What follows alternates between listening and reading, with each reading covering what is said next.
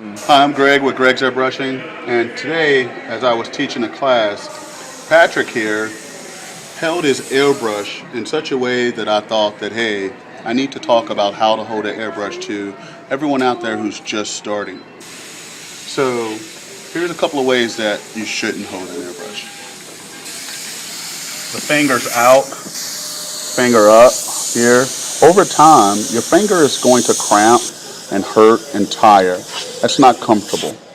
Also, we have people who tend to hold their airbrush where it's like this here. Like they got to hold on to the bottle like it's going to escape them.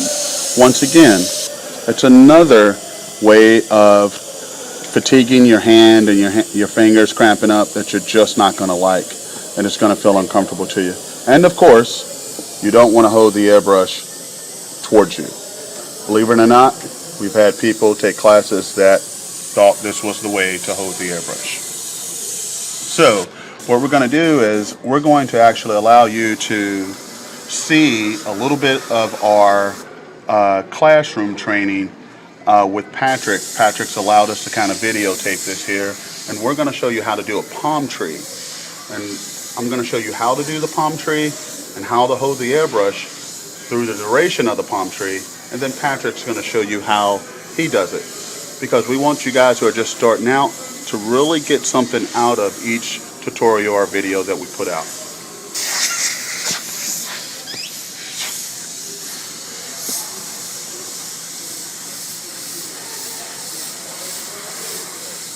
So all I'm doing here is I'm following the little skeletal line that I laid out using dagger strokes.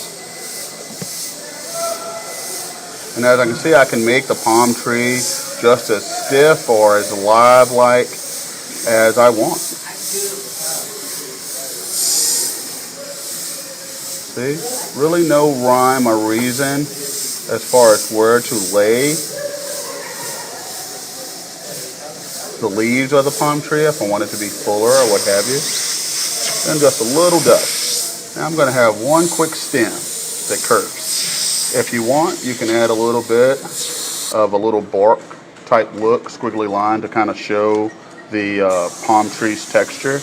And then come down, we're going to do those same dagger strokes but upright. On some, we can add a couple of cattails on the ends of it. And then a little bit of shadow to kind of cover up where the connection takes place. So this is a palm tree. Now we're going to have Pat do a palm tree as well. You good, buddy?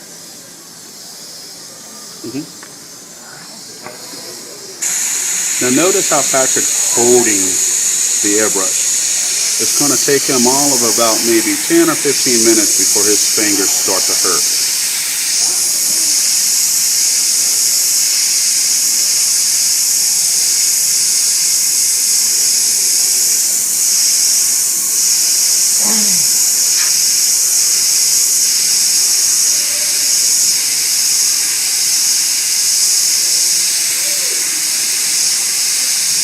A little closer, buddy. So what I'm asking Patrick to do is just to come in just a little closer to get those crisper lines.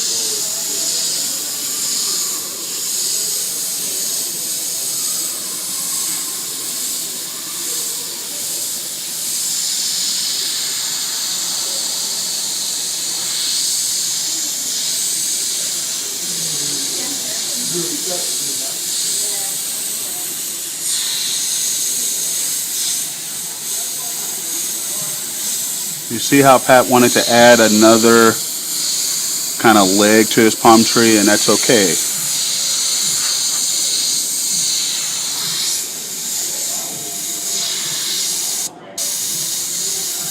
Notice how Patrick's keeping the air on at all times.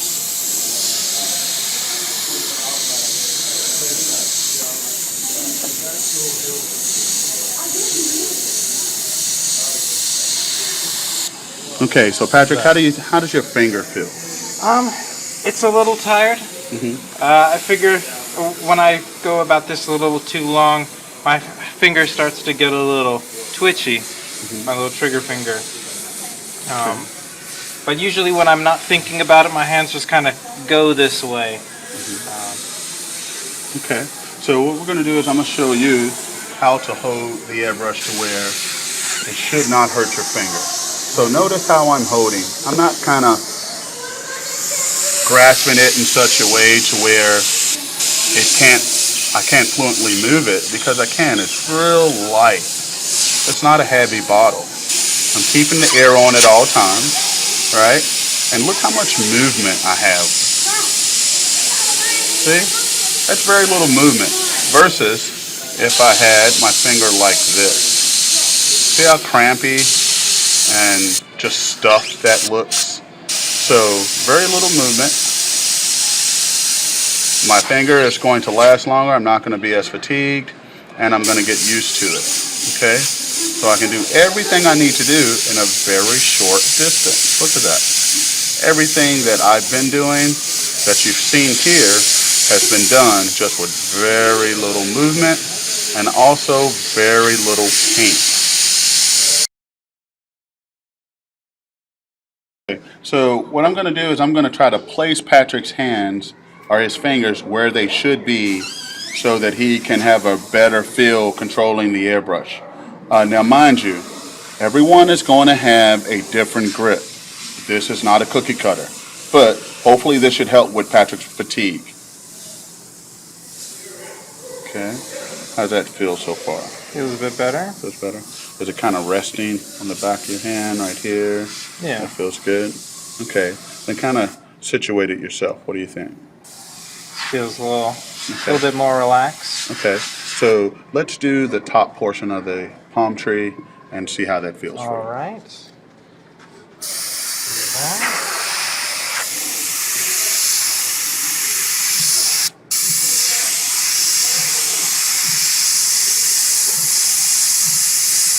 Let me readjust it just a smidge.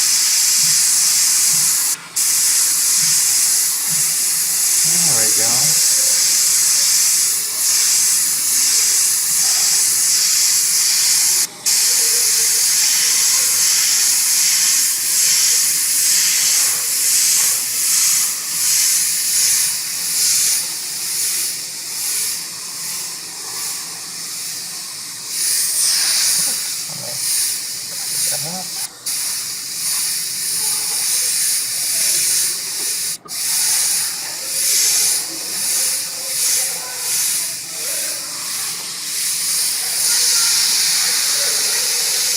Okay. So as you can see, Patrick has been airbrushing all of a couple of days. So don't look at his palm tree versus my palm tree.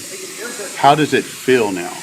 It feels a lot better. I don't have to try as hard to make the dark, crisp lines. Like up here, I was kind of out and I was blurry.